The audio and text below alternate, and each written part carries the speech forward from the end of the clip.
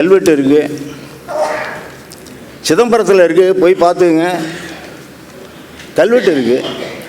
அப்போ கம்போடிய தேசத்து அரசன் திருமண பரிசாக கொடுத்த ஏசி பாயிண்ட்டை ராஜேந்திர சோழன் என் பெட்ரூமுக்கு வேணாம், என் மாஸ்டர் ஆடிக்கிட்டே இருக்கான் ஐயா, அவனுக்கு வேர்க்காதா, அவனுக்கு கூலிங் எஃபெக்ட் கொடுங்க ஐயா. இந்த பண்பு எவங்கிட்டையாவது வந்திருக்கா? இது வரைக்கும் வரலாறு படிச்சிருக்கீங்களே, இந்த ஒன்று போதாதா? ராஜராஜனுடைய மகன் கம்போடிய தேசத்தில் இளவரசியாக இருந்த கெம என்கின்ற இனத்தை தோற்றுவிக்கக்கூடிய ஒரு பெண்மணியை மணந்து சென்றான். புதிய செய்தி, புதிய செய்தி, உங்கள் வரலாற்றில் கிடையாது. இவனை பெத்து போட்டான சுந்தர சோழன், அவனை பெத்து போட்டவன் யாரு? அரிஞ்சயன். அரிஞ்சயங்கிற பேர் தமிழில் எங்கேயாவது இருக்கா? ஆனால் மகாபாரதத்தில் எங்கேயோ கேள்விப்பட்டது மாதிரி இருக்குல்ல, இருக்கா? நெருடுதா? இந்த இனம் ஒன்றும் அழிந்து போகாது, வீழவே மாட்டோம். வீழ்ச்சி என்பது தாழ்ச்சி, தாழ்ச்சி என்பது தற்காலிகமானது. நாம் வீழவே மாட்டோம், விழுவது எழுவதற்கே. தமிழ் சொந்தங்களே, இன்றைய காணொலி கம்போடியா நாட்டில் அங்கோர் தமிழ் சங்கம் சார்பில் கடாரம் கொண்டான் மாநாடு வெகு விமர்சையாக நடைபெற்றதுங்க. உலகின் 20க்கும் மேற்பட்ட நாடுகளில் இருந்து 400க்கும் மேற்பட்ட தமிழர்கள் கலந்து கொண்டார்கள். இது மட்டுமல்லாமல் வரலாற்று ஆய்வாளர்கள், தமிழ் ஆர்வலர்கள், ஆராய்ச்சி மாணவர்கள், பொதுமக்கள் என பல்வேறு தரப்பினரும் கலந்துக்கிட்டாங்க. இந்த மாநாட்டில் வரலாற்று ஆய்வாளரும் குறிப்பாக சோழர்களை பற்றி பல்வேறு நூல்கள் எழுதிய பேராசிரியர், தஞ்சாவூர் தமிழ்ச்சங்கத்தின் தலைவருமான ஐயா தெய்வநாயகம் அவர்கள் ஆற்றிய சிறப்பு காணொலி தாங்க இந்த வீடியோ தொகுப்புல அடங்கியிருக்கு. இப்போ ராஜேந்திர சோழனுக்கு முன்னாடி அவங்க அப்பனை சிந்திப்போம்.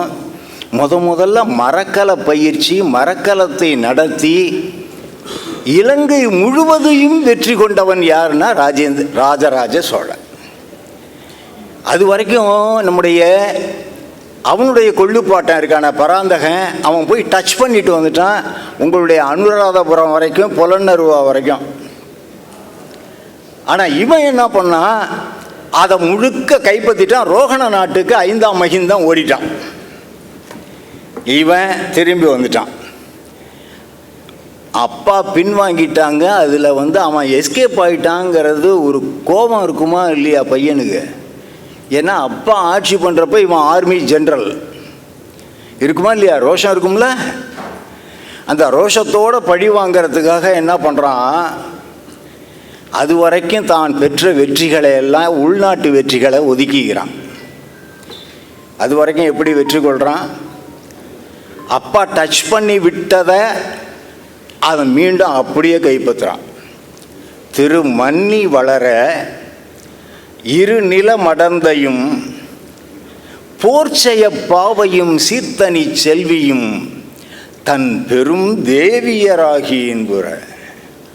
பூமாதேவியும் ஸ்ரீதேவியையும் போர் வெற்றி, ஜெயலட்சுமி இருக்காள போர் வெற்றி தேவதை, அவளையும் தன்னுடைய மனைவிகளாக வச்சு வேலை வாங்கினானா. புரியுதா மெய்கீர்த்தி? திருமன்னி வளர போர்ச்செய பாவையும் சீர்த்தனி செல்வியும் தன் பெரும் தேவியராகி என்புற நெடுதியல் ஊழியுள் இடைத்துறை நாடும். கோதாவரிக்கும் கிருஷ்ணாவுக்கும் இடைப்பட்ட நாடு முழுக்க ஜெயிச்சிட்டான்.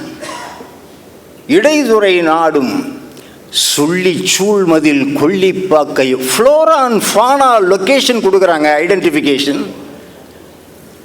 இன்னைக்கு போய் பாருங்க, அதே ஃப்ளோரா ஃபானா அங்கே இருக்கு. ஜியோகிராஃபிக்கல் டீட்டெயில்ஸ் கொடுக்குறான்.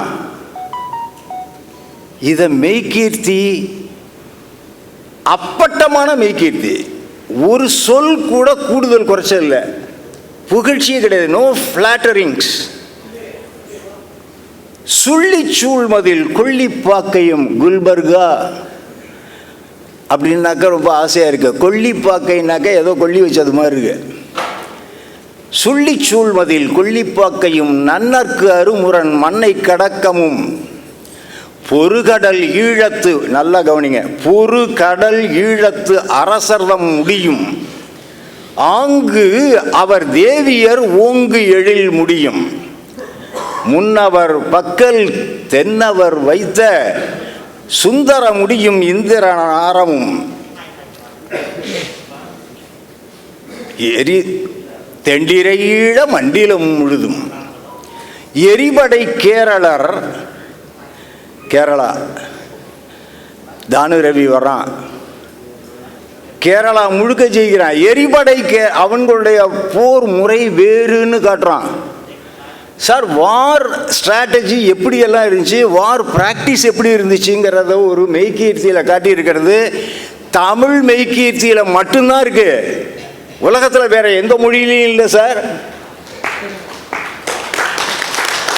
எரிபடை கேரளர் தூரத்தில் இருந்து தான் அவர் எய்வார். ஒன்று அம்பு எய்வார், இல்லாட்டி ஈட்டி எய்வார். சட்டைக்கு கிட்டக்க வாள் எடுத்து வரமாட்டார். வாள் எடுத்து விளையாண்ட இனம் சோழர் இனம், பாண்டியர் இனம். சேரம் வரமாட்டான். இன்னைக்கு அப்படிதான். அதுக்கு மேலே நான் ஆஃப் ஆகிடுறேன். வேற சொல்லிவேன், வருது ஆனால் வராது. என்ன செய்யறது? தூக்கி போட்டான். எரிபடை கேரளர் முறைமயிர் சூடும் குலதனமாகிய பலர்புகள் முடியும், செங்கதிர் மாலையும், ரெட் டயமண்ட், ரூபியிலேயே டயமண்ட் சார், செங்கதிர் மாலையும் சங்கதிர் வேலை தொல்பெருங் காவல் பல்பழந்தீவும் செருவிற் சினவி. இங்கே தான் பாயிண்ட்டு. 1000வது கடாரம் வெற்றி தான் பேசிக்கிட்டு இருக்கேன். நான் எங்கேயோ போல. செருவிற் சினவி 21 கால் அரசுகளை கட்ட பரசுராமன் மேவரும் சாந்தி மத்தீவரன் கருதி வந்துட்டானா? அப்ப சாந்திமத் தீவுங்கிறது எது? சாந்திமத் தீவு எது சார்? ஜாவா சுமத்ரான்னு இப்பதானே சொன்னேன். சாவகத்தீவு. சாவகத்தீவு சத்திரியர்கள்ல 21 அரசர்களை கொன்று ஒழிப்பேன் என்று ஒழித்த நம்பூதிரிகளை கொண்டு வந்து நாட்டிலே சிரித்து வாழ வைத்த பரசுராமன் எங்கடா போனான்? சத்திரியனை வெட்டுற அளவுக்கு அவனுக்கு எவ்வளோட திமுரு. எவன்டா அவன்? நிறுத்துறா, எங்கடா போனான் அப்படின்னு கேட்குறான் ராஜேந்திரன். தஞ்சாவூரில் உட்காந்துட்டு கேட்டாங்க, இல்லை அந்த பையன் எங்கடா? அவன் சாந்திமத் தீவுங்கிற தீவில் போய் ஒளிஞ்சிருக்காங்கங்கிறான். எவனோ ஒருத்தான் உளவு சொல்கிறான். அப்படா நம்ம கப்பலை விடுறா.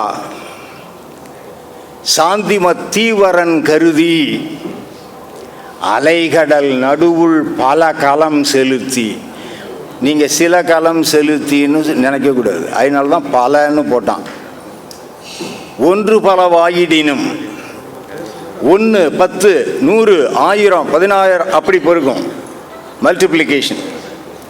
பலகலம் செலுத்தி சங்கிராம, இப்போ நல்ல பேர் வாங்கிங்க, சங்கிராம விஜயோத்துங்க வர்மனாகிய கடாரத்து அரசனை வாகையில் வென்று. சார், இதுக்கு மேலே எப்படி தான் சார் டாக்குமெண்டேஷன் பண்ணுவீங்க? கடல் கடந்து வந்து சங்கிராம விசயோத்துங்க வர்மன் என்கின்ற கடாரத்து ராஜாவை போரிட்டு வெற்றி பெற்றான். கடாரம் முழுவதுமாக அழித்து வெற்றி கொள்ளப்பட்டது. இன்னைக்கு லம்மாங் புஜாங் அதானே?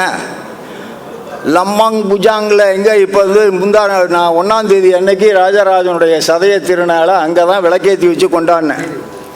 சோரா புக்கிட் மேலே இருக்கா?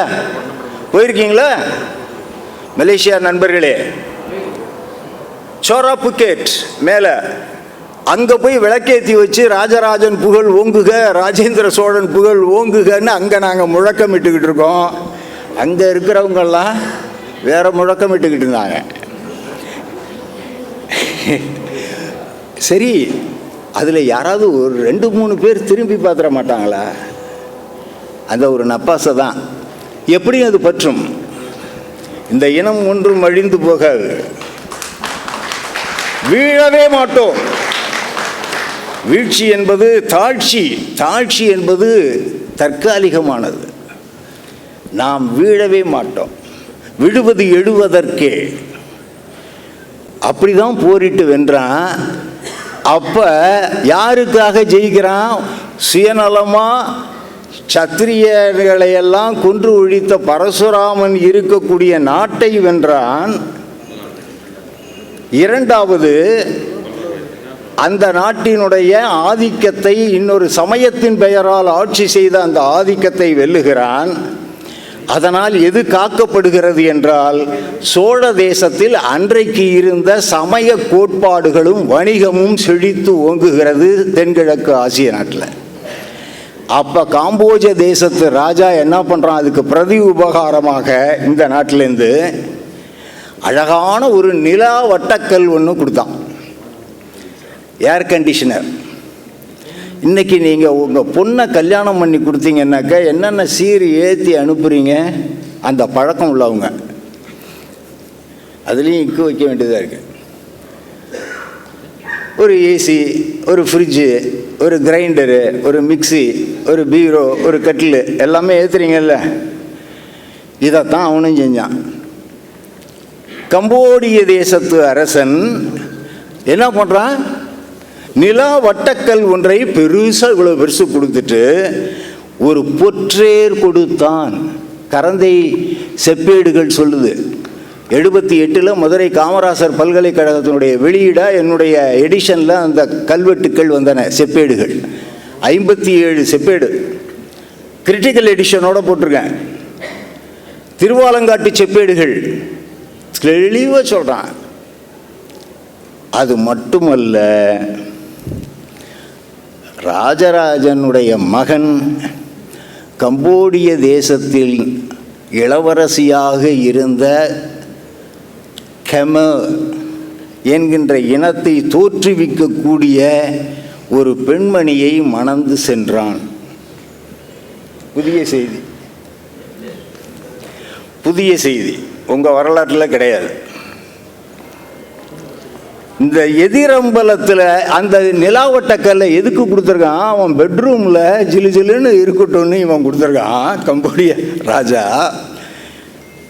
அவன் அழைச்சிட்டு போயிட்டான் மனைவியை. அந்த காலத்தில் அதெல்லாம் வெற்றி, diplomatic relationship. Just like Napoleon Bonaparte Austria நாட்டு இளவரசியை போய் திருமணம் பண்ணுவான். ரேஸ் வேற, ஆனால் டிப்ளமேட்டிக் ரிலேஷன்ஷிப். ராஜராஜனுக்கு 13 மனைவிகள். அதில் ஒருத்தி மோடியோட கொள்ளுப்பாட்டியா. அப்போ எனக்கு மோடி என்ன வேணும்?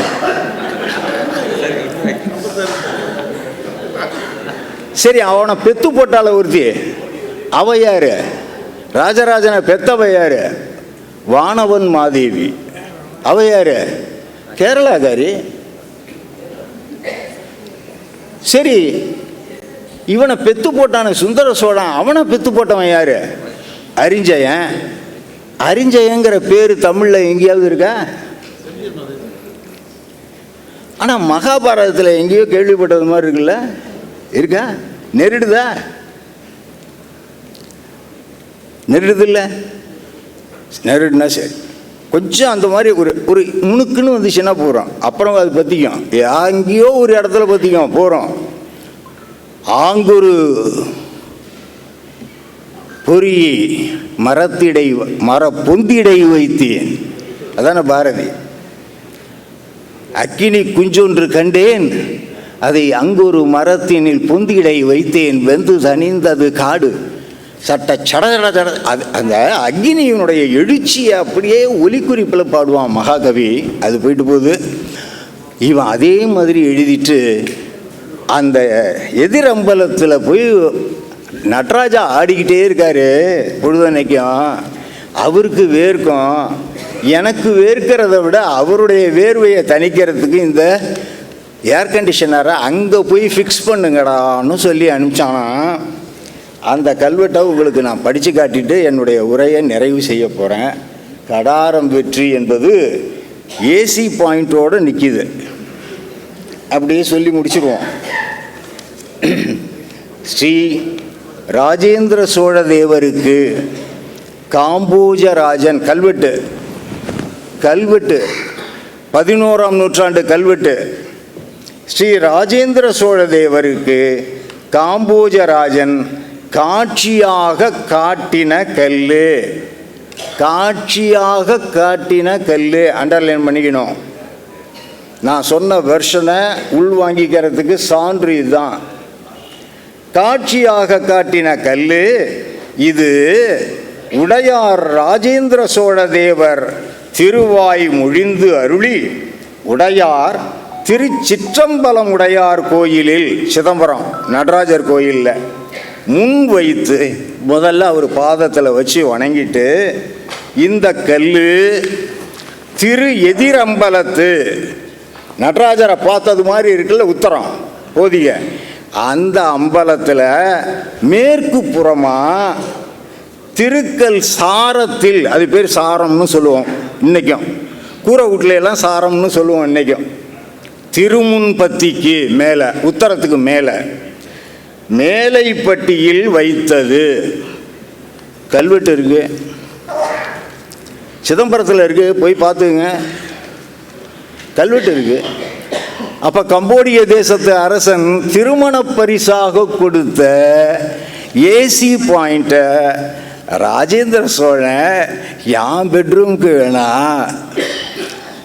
என் மாஸ்டர் ஆடிக்கிட்டே இருக்கான் ஐயா, அவனுக்கு வேர்க்காதா, அவனுக்கு கூலிங் எஃபெக்ட் கொடுங்க ஐயா. இந்த பண்பு எவங்கிட்டையாவது வந்திருக்கா? இது வரைக்கும் வரலாறு படிச்சிருக்கீங்களே, இந்த ஒன்று போதாதா? ஒரு பானை சோற்றுக்கு ஒரு சோறு பதம்தான் காட்ட முடிஞ்சிச்சு 30 நிமிஷத்தில். அதனால் உங்களிடையே நான் இந்த ஒரு அற்புதமான ஒரு நிகழ்வு, எனக்கும் ஒரு மரியாதை கொடுத்து அழைத்து என்னையும் பேசுவதற்கு ஒரு வாய்ப்பு கொடுத்தாங்க. அறிஞர்கள் என்னை காட்டிலும் விஞ்சிய பேரரசுகள் இங்கே அமர்ந்திருக்கிறீர்கள்.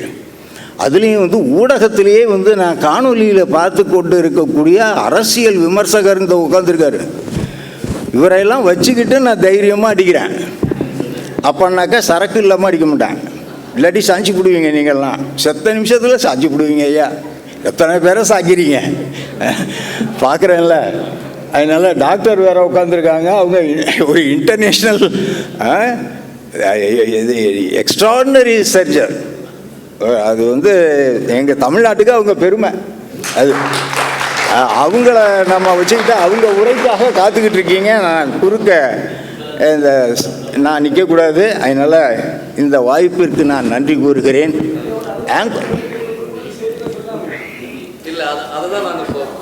இது விரிப்பிற் பெருகும். இது எங்களை போன்றவர்களுக்கு முதல்ல 10 நிமிஷம் ஸ்டார்டிங் ட்ரபிள் இருக்கும், அப்புறம்தான் சூடு எடுக்கும், ப்ராப்பர் சேனல் பிடிப்போம், அப்புறம் எந்த மாதிரி ஆடியன்ஸுன்னு பார்ப்போம், அதுக்கு தகுந்த லாங்குவேஜ் போவோம்.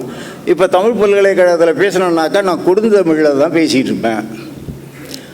இன்டர்நேஷ்னல் போனோம்னாக்கா பிரிட்டிஷ் இங்கிலீஷா அமெரிக்கன் இங்கிலீஷான்னு பார்த்துக்கிட்டு பேசணும். ஆனால் இங்கே இருக்கக்கூடிய பலதரப்பட்ட நிலையிலேருந்து வந்திருக்கீங்க. நாட் ஓன்லி ஸ்காலர்ஸ், நிறைய பிஸ்னஸ் பீப்புள் இருக்கீங்க, நிறைய பேர் வேறு வேறு துறைகளை சார்ந்தவர்கள். ராஜேந்திரன் பால், சோழர்கள் பால் வைத்த ஈடுபாட்டில் இங்கே குழுமி இருக்கீங்க கம்போடியாவில். உங்கள் வேலை வெட்டியெல்லாம் விட்டுட்டு அதுக்காக அங்கோர் தமிழ்ச்சங்கத்தின் சார்பில் நான் நன்றி தெரிவிக்கணும். அவர்களை பாராட்டுவது வாழ்த்துவது மட்டுமல்ல, ஒரு மனுஷன் ஒன் மேன் ஆர்மி சீனிவாசராவ், அவருக்கு துணைவராக ஞானசேகரன், அவங்க தாமரை செல்வி. தாமரை செல்வியே உடன் இருக்கின்ற பொழுது உங்களுக்கு என்னையா குறை? அதுவும் இந்த ஊரில் வழிநெடுக காரில் வர்றப்ப பார்க்குற ரோட்லேயே தாமரை செந்தாமரை மலர்ந்து கிடக்குயா. இதோ இருக்கக்கூடிய இந்த வெள்ளை தாமரை 1000 இதழ் தாமரை, ரேர் ஸ்பீஷிஸ். லோட்டஸ்லேயே ரேர் ஸ்பீஷிஸ் சேர்த்து வச்சிருக்கிறாரு. அப்போ சீனிவாச ராவ் ஒரு ரேர் ஸ்பீஷிஸ். ஆங்கர் வாட் என்பது அற்புதம் வாய்ந்த ஒரு தமிழ்ச்சங்க நிலையை இன்றைக்கு இங்கே கொண்டிருக்கிறது என்றால், இதை போற்றி வளர்த்து ஆக்கமும் ஊக்கமும் தந்து இதனுடைய வலிமையை கூட்டுவது நம்மவர்கள் கடன். இதை மறக்காதீங்க. ராஜேந்திரனை பற்றி மட்டும் பேசிட்டு கைதட்டிட்டு போகிறதுக்கு இல்லை. ஒரு அயலகத்தில் வந்து, அதுவும் இன்னைக்கு இந்த கண்ட்ரி ஆஃப் ஸ்பேம் அப்படிங்கிறான் கம்போடியாவை. கம்போடியா இது ஏன்னா அந்த சீனத்து மென்பொருள் தாக்கம் இங்கே எக்ஸ்ப்ளாய்டேஷனில் போய்கிட்டு இருக்கு, இந்தியாவில் இருக்குது. ஆனால் கொஞ்சம் கொஞ்சம் ஏதோ முயற்சி பண்ணுறாங்க அங்கே தடுக்கிறதுக்கு, ரைட். அந்த நாட்டில் இருந்துக்கிட்டு எவ்வளவோ பிரச்சனைகளுக்கு நடுப்புற தமிழுக்காக, தமிழ் இனத்திற்காக, தமிழினுடைய மாண்புகளுக்காக ஒரு பெரிய நிகழ்ச்சியை தமிழ் பல்கலைக்கழகத்திலேயே பன்னாட்டு கருத்தரங்கன்னு போட்டுட்டு 5 பேர் சேர்த்து வச்சுக்கிறோம். அதில் பெரும்பாலும் ஸ்ரீலங்காலேருந்து வர்றாங்க, ஜாஃப்னாலேருந்து. நாங்கள் பன்னாட்டு கருத்தரங்கன்னு போட்டுக்கிறோம். ஆனால் இங்கே பாருங்கள் எவ்வளோ நாடுகள்லேருந்து வந்திருக்கீங்க. அதனால் உங்களுக்கெல்லாம் நான் நன்றி சொல்லி, ஆங்கோர் தமிழ்ச்சங்கத்தை நீங்கள் போற்றி வளர்த்து ஆக்கமும் ஊக்கமும் தந்தருளுமாறு வேண்டி, இது போன்ற பல்வேறு ஆக்கம் தருகின்ற தமிழகத்தினுடைய உண்மையான வரலாற்று மேன்மைகளை புகழுரையாக இல்லாமல் சான்றுகளோடு உலகறிய எல்லா மொழிகளிலேயும் படைத்து தர வேண்டும். அதிலே ஒன்றாக நம்முடைய ஆங்கோர் தமிழ்ச்சங்கத்தின் சார்பிலே அண்மையிலே நம்முடைய உலக மறை என்று போற்றப்படக்கூடிய திருக்குறளை கெமர் மொழியிலே மொழிபெயர்த்து தந்திருக்கிறார்கள். கைதட்ட வேண்டாமா?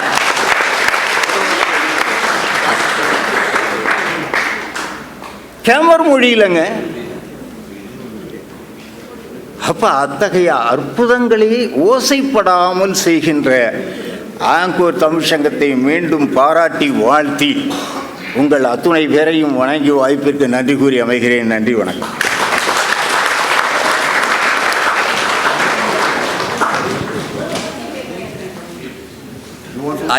ஐயா அவர்களுக்கு இன்னைக்கு ஒரு துவக்கம். இதுதான் உங்களுக்கு ஒரு ராஜேந்திர சோழனுடைய துவக்கம் தான் இது. நாளைக்கு ஐயா மறுபடியும் பேசுவார் ஆதாரங்களோட. அதுக்கான ஐயாவுக்கான ஒரு நேரத்தை நாங்கள் ஒதுக்கி தருவோம். அங்கோ சங்கத்தின் தாவாக அந்த உறுதி அளிக்கிறோம். கேள்வி பதில் செஷனா அது இருக்குது. டவுட் இருக்கு. அப்போ 5 நிமிஷமா 10 நிமிஷம்? அது ஐயா இங்கே எத்தனை வினாக்கள் எத்தனை நிமிஷம்னு ரெஸ்ட்ரிக்ட் பண்ணுங்க. இல்லைங்க, கேள்வியில் 1 நிமிஷத்துலையும் பதில் சொல்லலாம், 10 நிமிஷமும் சொல்லலாம், ஒரு மணி நேரம். அவ்வளோதான், சொல்லிடுங்க.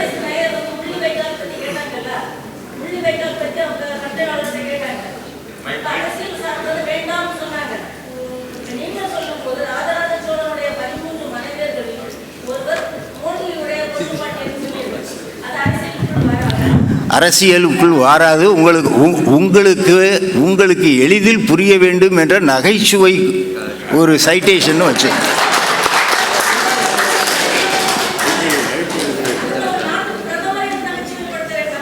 அவர் நாட்டு பிரதமர் தான் எங்களுக்கு மதிப்பிற்குரியவர். அவர் மாண்புமிகு. உங்களை விட 1000 மடங்கு நாங்கள் மதிக்கிறோம். அது வேற விஷயம். இது சுவைக்காக சொல்லப்பட்ட ஒரு சான்றை மறுகோணத்தில் பார்க்கறதுனாக்கா நான் ஒவ்வொன்றையும் மறுகோணத்தில் பார்க்க தெரியும் எனக்கு. என்ன, அது வேண்டாம். அதனால் இந்த வினா இதோடு நிறைவு பெறட்டும். அந்த அம்மா பேர் வீர நாராயணி, குறிச்சிங்க, குஜராத்தி.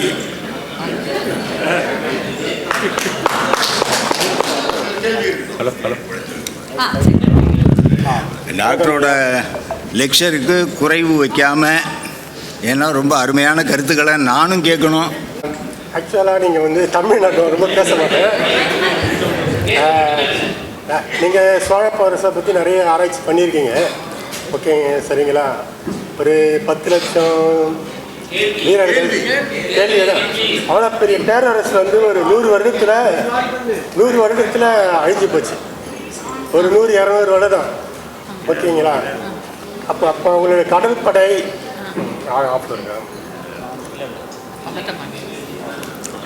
அவங்க கடற்படையில் வந்து நிறைய ஸ்கில் இருந்திருக்கலாம். அவங்கள வீரர்கள் இதெல்லாம் என்ன ஆச்சு? அதுக்கப்புறம் ஏன் அது திரும்பி வர முடியல?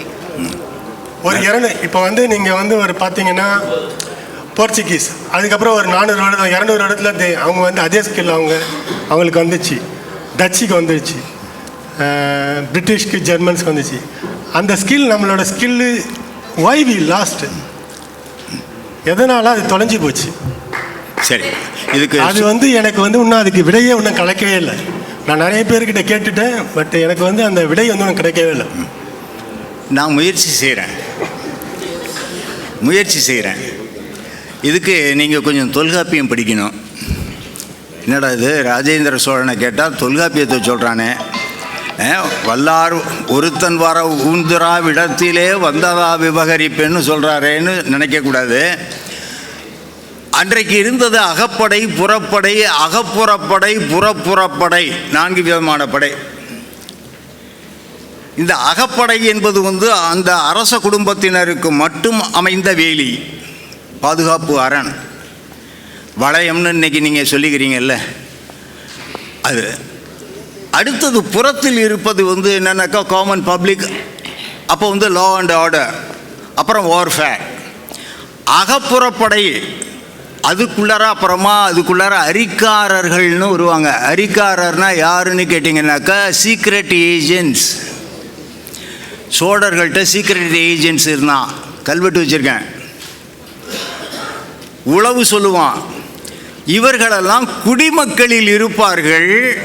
நிலைப்படை என்று ஒன்று இருக்கும், அதில் numbers are very much limited. மிக குறைவு எண்ணிக்கையில் தான் படை வீரர்கள் இருந்தார்கள். படைக்கலன்கள் இருந்தன, அதுக்கு போர்க்கொட்டில்னு பேர். அந்த கொட்டில் ஃபுல்லாக பண்ணி டம்ப் பண்ணிடுவான். அமைதியான காலங்களில், தேவையான காலங்களில் எடுத்து பிரயோகம் பண்ணுவான். அதெல்லாம் இன்றைக்கி டாஸ்மார்க்கு கடைக்கு போகிறதுக்காக பழைய இரும்பு கடைக்கு போய் எல்லாம் போயிடுச்சு.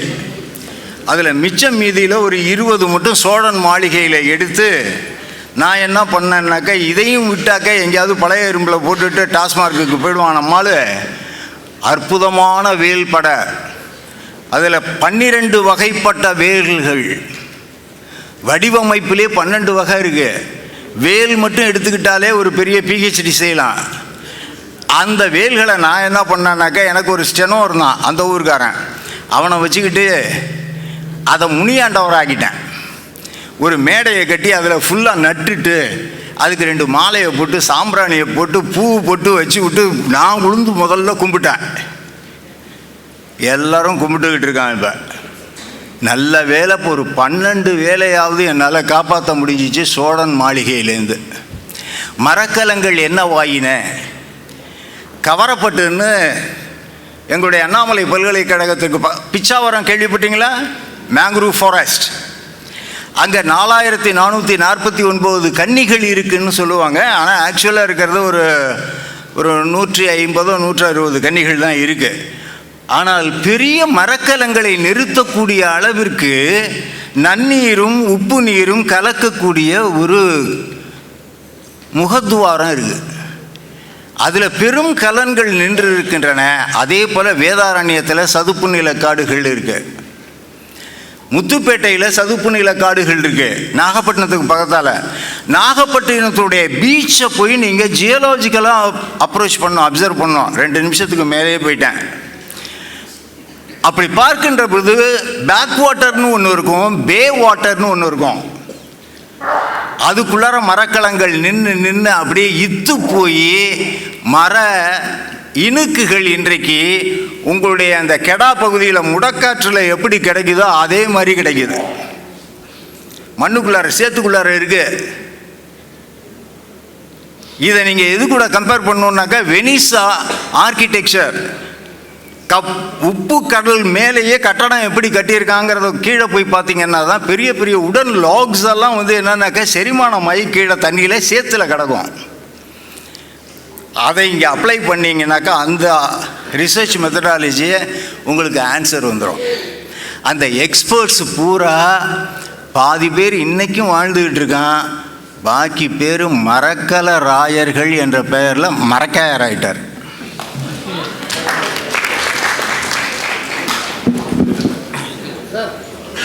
சரியான விளக்கத்தை ஐயா கொடுத்துருக்காங்க.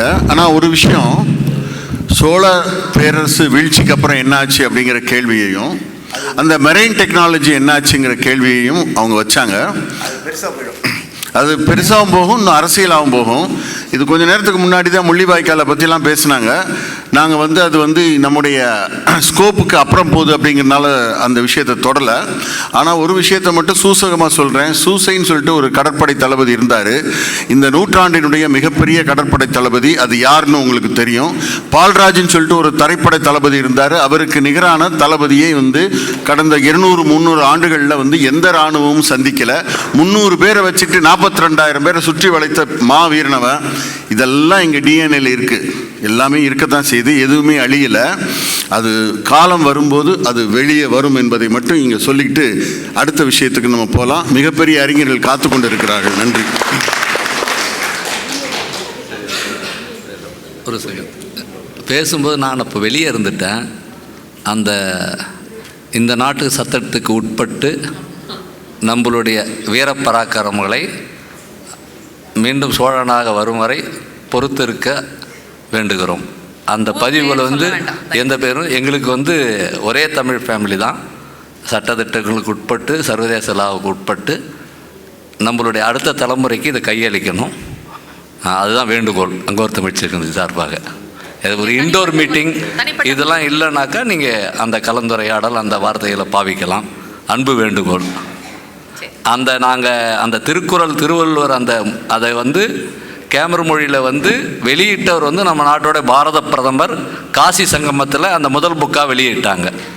அதை வந்து செம்மொழி நிறுவனத்துடைய சந்திரசேகர் ஐயாவுக்கு அப்பாயின்மெண்ட் வாங்கிட்டு அவங்க தான் அதை ரிசீவ் பண்ணாங்க. அது செம்மொழி நிறுவனமே பிரிண்ட் பண்ணி கொடுத்தது.